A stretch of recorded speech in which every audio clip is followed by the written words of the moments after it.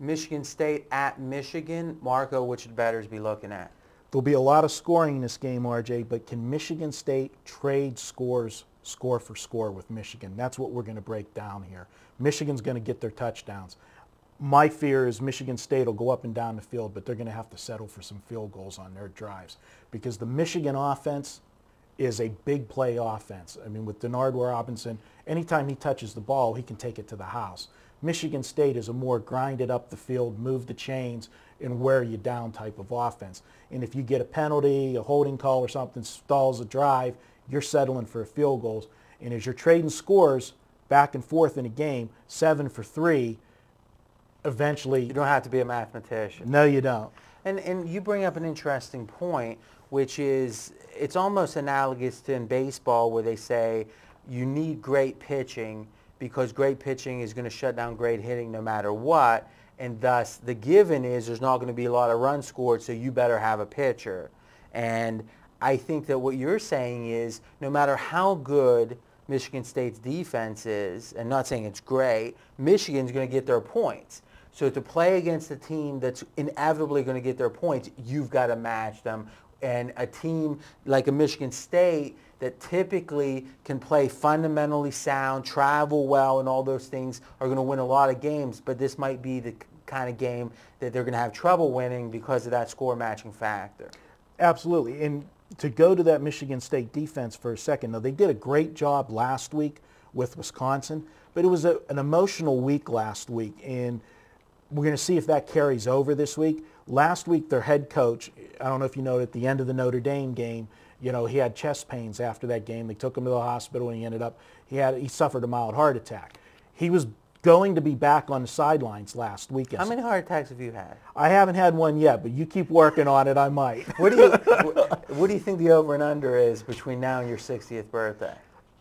I would 1.5? You know, I just hope I'm able to cash the ticket or say I lost the ticket, okay? All right. So let me ask you this. Oh, I'm sorry. Finish your point. But the thing is, he was supposed to be back last week, and then 2 days before the game, they had to put him back in the hospital. So it was kind of like a team rally. And again, this week they're saying press box most likely. He's coming back, and if you saw his press conference, I mean, it is something that's going to get that team pumped up. I mean, he said, this is Michigan week.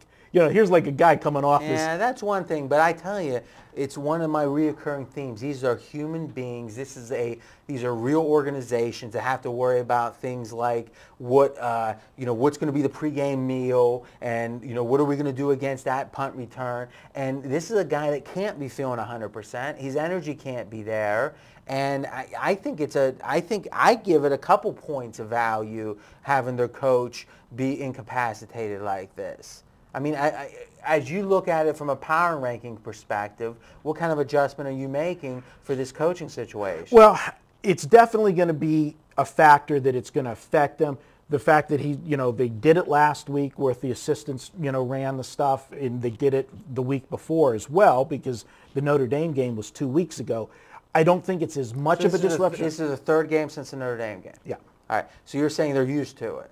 Yes. Okay. So a little less of a factor. Michigan, it seems like that there's two ways to look at this. Oh my God, this is a team out of nowhere and they're really good. Or I was on ESPN LA actually on Tuesday, yesterday, and the host of the show, Mason and Ireland, were saying that they look at Michigan as a team that's won a couple of close games, and if they would have lost those games, a touchdown here, a touchdown there, no one would be talking about it. In fact, we might be talking about Rodriguez being fired. As a handicapper with your power ranking, how have you adjusted Michigan relative to your feelings before the season? There's no question that I've moved Michigan way up the ladder, and it's because, yes, you've got the close games, but Rodriguez has an offense right now that nobody has shown any signs of slowing down at all.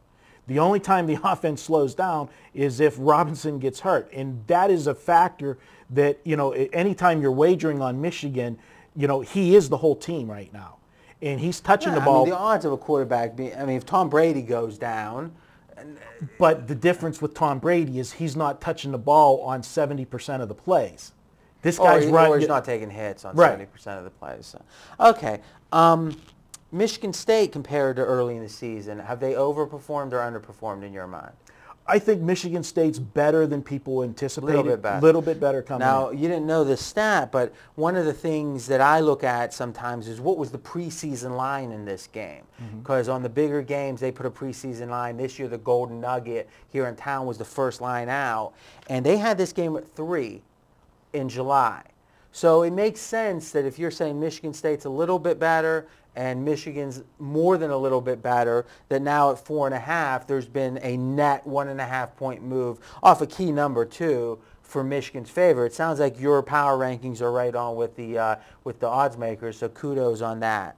Okay, so what's your official projection in this game? I'm going to go with Michigan in this game, and I have them winning the game by 11. I think it's going to be a high-scoring game. I've got it at 37-26.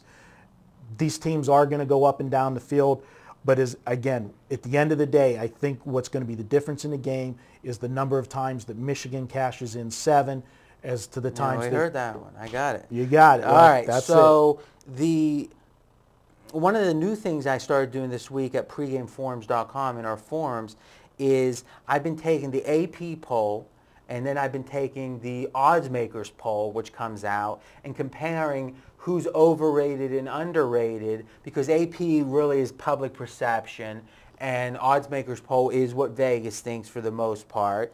And Michigan State came in as one of the most overrated teams. AP has them at number 17 in the country, and Vegas has them at number 30. So a 13 point, or not point, but a 13 spot difference there, which again makes me want to lean Michigan here for sure. The only other thing I would say is both teams are in bad spots when it comes to ATS type trends. Michigan is only 4-12 ATS as a favorite. Not great.